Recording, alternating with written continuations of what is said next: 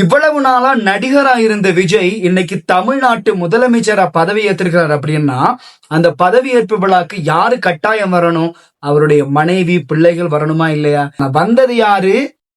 அவருடைய யாருன்னு நான் சொல்ல தேவையில்ல, நடிகை திரிஷா. சொசைட்டில எப்படி கேவலமா நடந்துகிட்டாலும், என்னதான் கேவலமான பேர் இருந்தாலும் எந்த கூச்சமுமே இல்லாம, வெக்கம் இல்லாம கெத்தா நடந்து வார அந்த நடிகை, அவ எல்லாரும் எந்த சொசைட்டில ஒரு சாதாரண ஒருத்தர் தப்பு பண்ணா அவன் அந்த சமூகம் பாக்குற பார்வையாலே அவனால வாழ முடியாம போகும். ஆனா இதுக்குதான் நான் தென்னிந்திய சினிமா அதிகமா வெறுக்கிறதுக்கு ஒரு காரணம். தென்னிந்திய சினிமாக்கள்ல பிரபலங்கள் என்ன தப்பு பண்ணாலும் வெக்கம் இல்லாம சொசைட்டில நடுமாடுவாங்க. சுய ஒழுக்கம்ங்கிறது இருக்காது. அதுக்கு ஒரு உதாரணம் எனக்கு திரிஷா. அந்த ஃபங்க்ஷனுக்கு அவன் நடந்து வர வெக்கம் இல்லாம எல்லாரும் வரவேற்கிறாங்க சிரிச்சிட்டு. அதுலயும் விஜயனுடைய அம்மா கட்டி பிடிச்சு சந்தோஷமா வரவேற்கிறாங்க, என்னமோ சொந்த மருமகளை வரவேற்கிற மாதிரி.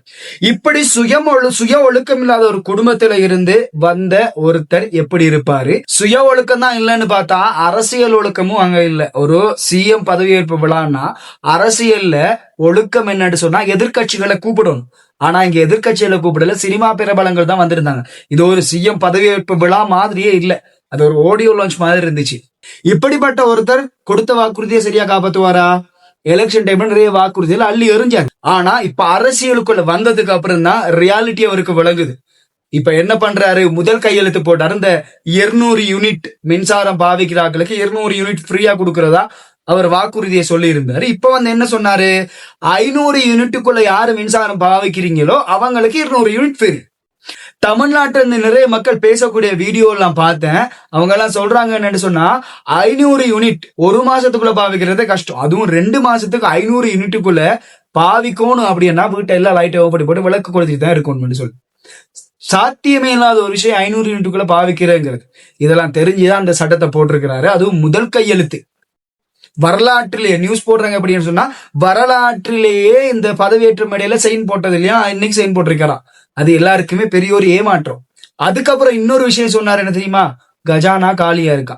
இவர் கொடுத்த வாக்குறுதியெல்லாம் இப்ப நிறைவேற்றுறது ரொம்ப கஷ்டம், பட்ஜெட் இல்லைன்றது விளங்கிதான் இப்ப கஜானா காலியா இருக்கு. இதுக்கெல்லாம் டைம் எடுக்கும், எனக்கு கொஞ்சம் டைம் தாங்க, நான் செய்வேன், செய்யறதுக்கு முயற்சி செய்வேன். இந்த வார்த்தையை அவர் சொன்னாரு, செய்வேன், செய்யறதுக்கு முயற்சி செய்வேன். இப்ப என்ன செய்ய போறாங்கன்னு சொன்னா, இதுல இருந்து தெளிவா வழங்குது, 5 வருஷத்துக்கு எல்லாம் செய்யறதுக்கான திட்டம் எல்லாம் நடக்கும். 5 வருஷம் முடிய மக்கள்கிட்ட அடுத்த எலெக்ஷன்ல ஓட் கேட்பாங்க, நாங்க எல்லா பிளானும் போட்டு வச்சுக்கோங்க, எல்லாம் செய்ய போறோம், எங்களுக்கே ஆட்சியை தாங்கன்னு சொல்லி. இப்படி ஒரு 10-15 வருஷத்துக்கு விஜய் தான் முதலமைச்சர், அதை யாராலையும் தடுக்கலாம். இதுதான் நடக்க போகுது. பார்க்கலாம். நிறைய நல்ல விஷயம் சொல்றாரு. ஏற்கனவே இருந்த அரசாங்கத்தில் இருந்த விஷயத்த கொஞ்சம் பேரை மாத்தி சொல்றாரு. இந்த பெண்கள் பாதுகாப்பு, அதே மாதிரி போதை ஒழிப்பு, இப்படி நிறைய விஷயங்களை சொல்றாரு. பார்க்கலாம் என்னெல்லாம் செய்ய போறாரு அப்படின்னு சொல்லி. சினிமால செய்யற மாதிரி எல்லாம் செய்யலாம்னு நினைச்சிட்டு வந்திருக்கிறாரு. ஏன்னா அவர் அந்த இன்னொரு சினிமா விட்டு வெளியே வரல. நான் உச்சத்தை விட்டு வந்தேன், 200 கோடி விட்டு வந்தேன்னு சொல்றாரு. ஆனா சினிமா விட்டு வெளியே வரல. இந்த சிஎம் பதவியேற்பு விழால கூட நிறைய சினிமா டயலாக் தான் அள்ளி எறிஞ்சாரு.